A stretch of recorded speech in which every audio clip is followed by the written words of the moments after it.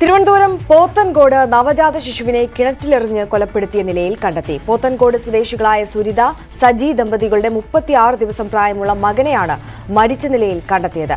സംഭവത്തിൽ കുഞ്ഞിന്റെ അമ്മ പോലീസ് കസ്റ്റഡിയിലാണ്. പുലർച്ചെ 3:30യോടെ കുഞ്ഞിനെ കാണാനില്ലെന്ന് സുരിത അറിയിച്ചത് പ്രകാരം കുഞ്ഞിന്റെ പിതാവ് സജി പോത്തൻകോട് പോലീസിൽ വിവരം അറിയിക്കുകയായിരുന്നുവെന്ന് സുരിതയുടെ അച്ഛൻ സുധാകരൻ ന്യൂസ് 18നോട് പറഞ്ഞു.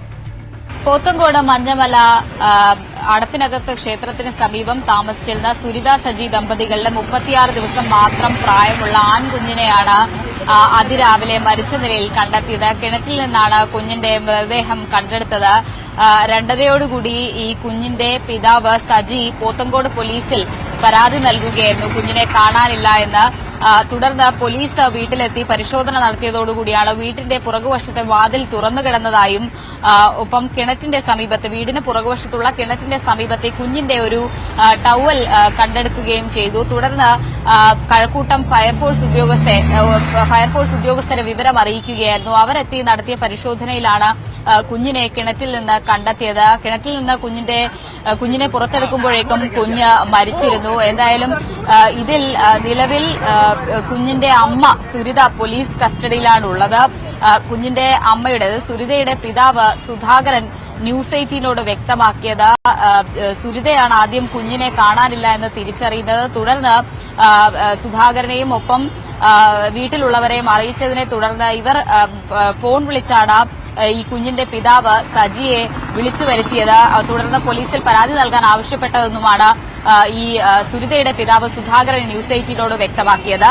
കൊച്ചിന്റെ തള്ള പറഞ്ഞതാണ് നമ്പറാണ്. കൊച്ചിന്റെ തള്ള 2 മണിക്ക് എന്റെ മോള് ഈ കൊച്ചിന് പാലും കൊടുത്തിട്ട് മൂത്ത കൊച്ചി രണ്ടും കട്ടിലിൽ തന്നെ കിടന്നു. ഇടതും വലതും മൂത്ത കൊച്ചിന്റെ സൈഡിലോട്ട് തിരിഞ്ഞു കിടന്നിട്ട് കുറച്ച് കഴിഞ്ഞ് തിരിഞ്ഞ് ഈ കൊച്ചിനെ നോക്കിയപ്പോൾ കൊച്ചിനെ കാണാം.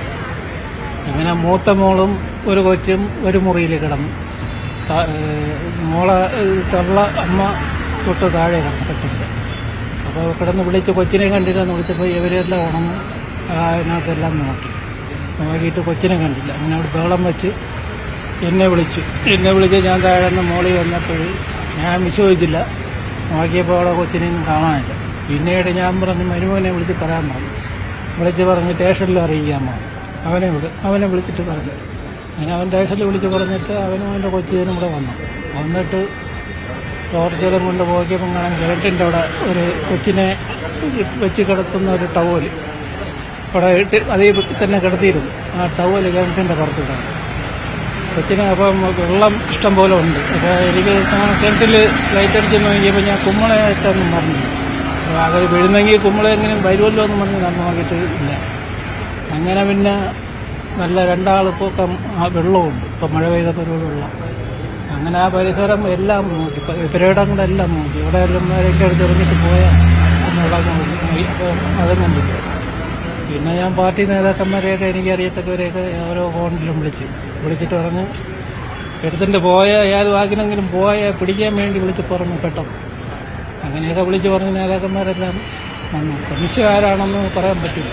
നമുക്ക് ഇങ്ങനെ ഒരാളെന്ന് പറയാൻ പറ്റില്ല. എന്തായാലും സുരിത ഇപ്പോൾ പോലീസ് കസ്റ്റഡിയിലാണ്. അന്വേഷണം പുരോഗമിക്കുകയാണ്. ഇൻക്വസ്റ്റ് നടപടികളൊക്കെ പൂർത്തിയാക്കിയിട്ടുണ്ട്.